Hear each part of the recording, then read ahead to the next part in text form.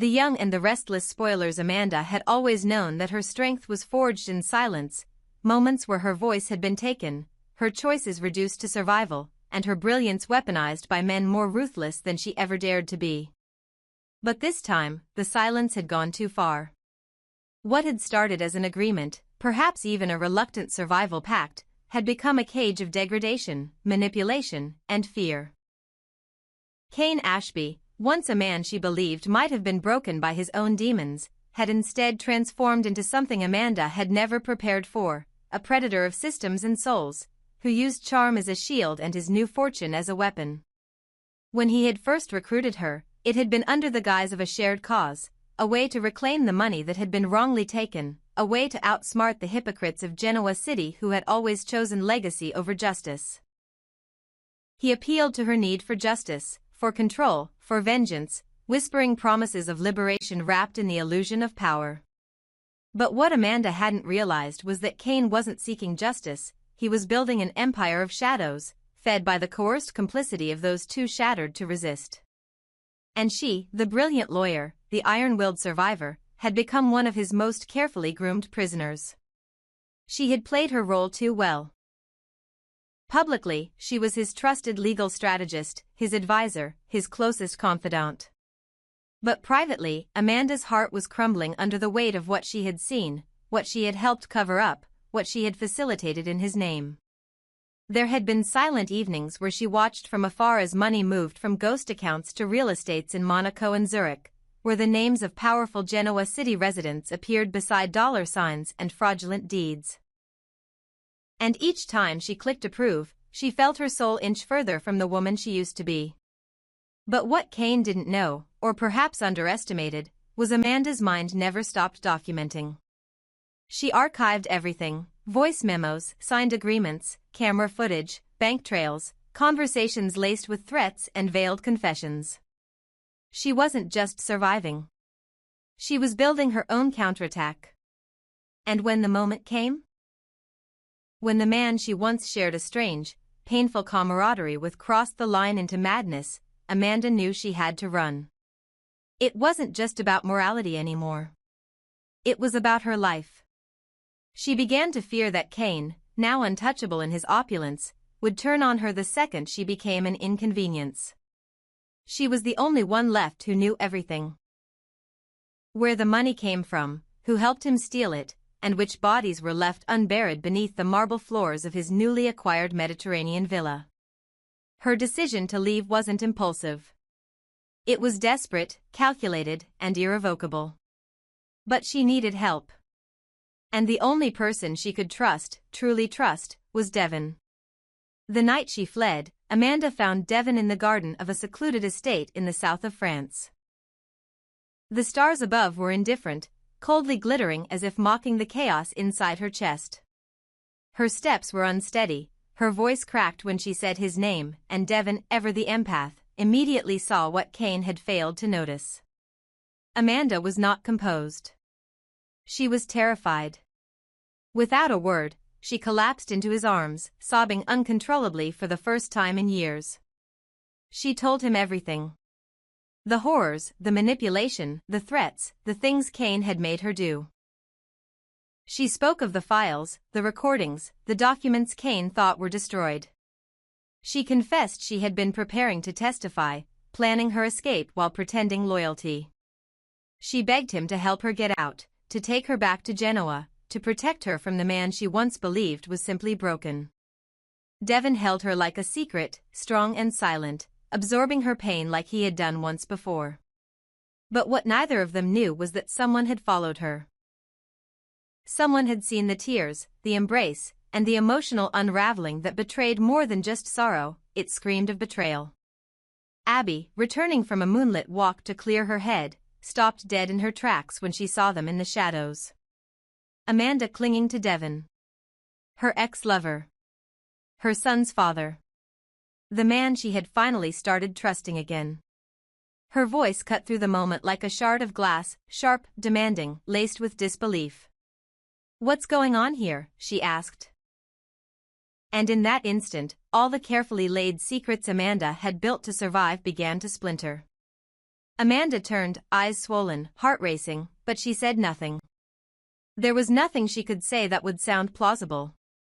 Abby stepped closer, sensing the storm but not yet its depth, and Amanda knew then that time was slipping.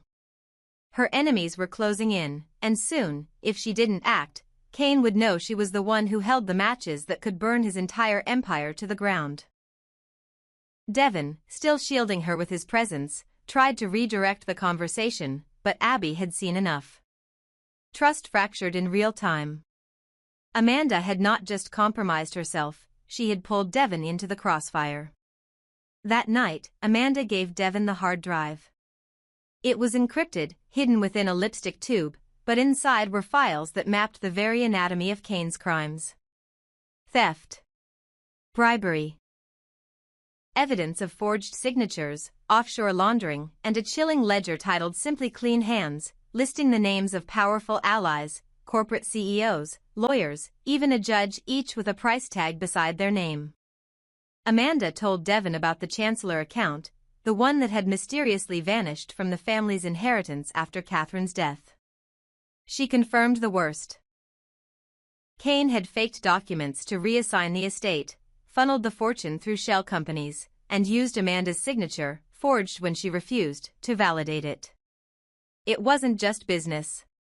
It was personal. And now Kane wanted to return to Genoa City, flaunting his billions, pretending he'd invested wisely and reinvented himself. He wanted to build monuments, sponsor galas, re-enter society as a philanthropic force, rewriting his crimes as strategic acquisitions. But Amanda wouldn't allow it. Not after what she endured. Not after what she helped cover up. Not while she still had breath in her body. She had already started preparing her statement, ready to take it all to the authorities in Wisconsin. Her only fear was that Kane would strike first. Devon promised to protect her, even as the shadows around them thickened. But Amanda knew that exposing Kane wouldn't just endanger her. It would unravel everything: relationships, reputations, fortunes. The names on that ledger weren't just strangers. Some were trusted by Devon. Some were allies of the Newmans. Some were enemies of the Abbotts. And once the storm broke, no one would remain untouched. Amanda had lived too long in silence, in the cold comfort of duty and coerced loyalty. But now she had a voice. She had the truth. And soon, Kane Ashby, billionaire, manipulator, and puppet master, would face the reckoning he thought would never come. She wasn't running anymore. She was returning to Genoa not as a fugitive, but as the executioner of a buried legacy that reeked of stolen gold and shattered lives. The war had just begun, and this time, Amanda Sinclair was no one's pawn. If you'd like a continuation, or a version from Kane or Abby's point of view, just let me know. No one could have predicted that it would come to this. A sudden trial in the heart of Paris, the city of light, transformed into the theater of darkness where Kane Ashby stood as the accused, his reputation shredded, his fortune under siege, and the ghosts of his past converging with the weight of evidence that no amount of power could suppress. The courthouse, a somber stone structure overlooking the Seine, had become a battleground not for wealth or legacy, but for truth, justice, and the final unmasking of a man whose charm had once hidden the rot beneath. The world watched as international media descended, shocked that a man so newly adorned in billionaire glamour could be unveiled as something far more sinister, a criminal, a thief, and perhaps, most damning of all, a murderer. Inside the packed courtroom, silence reigned as the prosecutor read out the charges: embezzlement, corporate fraud, obstruction of justice, and, in a breath that froze the air in the gallery, conspiracy to commit murder. The name Amanda Sinclair was spoken again and again, not as an accomplice, but as the linchpin of the prosecution's case, the brave whistleblower who had exposed a transnational network of financial crimes and corrupt alliances. It was her evidence. Precise, indisputable, and comprehensive, that had turned the tide, that had turned Kane from a man of mystery into a man of monstrous betrayal. But this was no clean battle. This was war. And Amanda knew better than anyone that her survival was not guaranteed. Even before the trial began, Kane's eyes never left her. They tracked her every movement, a gaze laced with venom, disbelief, and something far more dangerous, fury. Amanda had once stood beside him, silent in her suffering, complicit in his deception, but now she stood against him, armored in truth, shaking but unyielding. She had handed over the hard drive, the signed statements, the false contracts and offshore transactions, to Michael, an ally she hoped she could still trust, because she knew that in this game, holding the truth could also mean holding a death sentence. And Kane, who had always preferred power over principle, had made one thing terrifyingly clear: if Amanda exposed him fully, he would stop at nothing to silence her forever. The courtroom was electric with tension as Kane's private legal team, flown in from Zurich and New York, tried to discredit Amanda, painting her as a scorned woman, an unstable opportunist, even a co-conspirator seeking immunity. But every lie fell flat under the weight of her records, her recordings, the quiet, methodical way she presented the truth without malice or theatrics. Amanda didn't need to exaggerate, reality was damning enough. She outlined how Kane had siphoned millions from Chancellor Industries, how he'd built a financial empire through layers of shell companies and threats, how the death of a former accountant, once ruled accidental, was now being re-examined in light of Kane's coercive tactics. But it was Amanda's voice, trembling but clear, describing the fear, the emotional torment, the threats of violence, that turned public opinion against Kane with a final, brutal shift. Still, it wasn't victory yet. That night, as Amanda walked back to her temporary flat under police escort, a message arrived, a single red rose with no note, left at her door, followed by a call from an unknown number that said only, "You should have stayed silent." Amanda didn't sleep that night. She sat curled in a chair, watching the skyline of Paris through tearful eyes, wondering if this was the price of justice. But she did not back down. She went back into court the next day, dressed in black, her voice steadier, her resolve hardened. She told the judge about the threats. She showed him the rose, the message, the chilling phone call. And when the judge demanded Kane be restrained from further intimidation, the defendant stood up and shouted across the courtroom, "She was nothing without me." His voice echoed through the chamber, and Amanda flinched, but she did not look away. Michael, ever the calm strategist, worked tirelessly behind the scenes, organizing the files Amanda had entrusted to him, cross-referencing bank logs, corporate correspondences, and judicial bribes. He submitted sworn affidavits from Kane's former bodyguards, two of whom testified under immunity that they had witnessed Kane authorize the silencing of a whistleblower. It was no longer Amanda's word against Kane, it was a parade of truth bearing down on a man used to moving through shadows.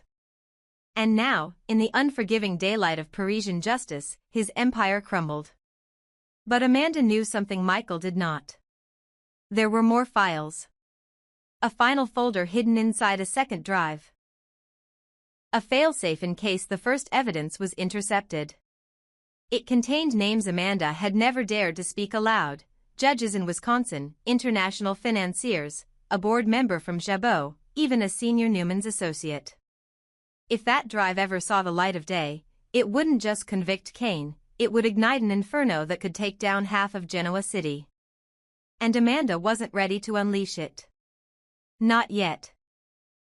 That drive stayed buried beneath the floorboards of her hotel room, locked behind biometric encryption. A last resort.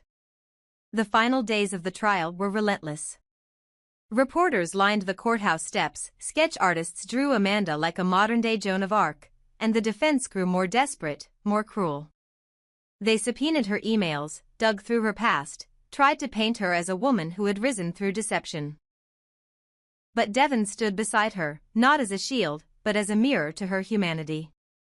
He sat in the gallery every day, his eyes meeting hers whenever her strength faltered, his presence reminding her of who she was before Kane broke her spirit and tried to own her silence.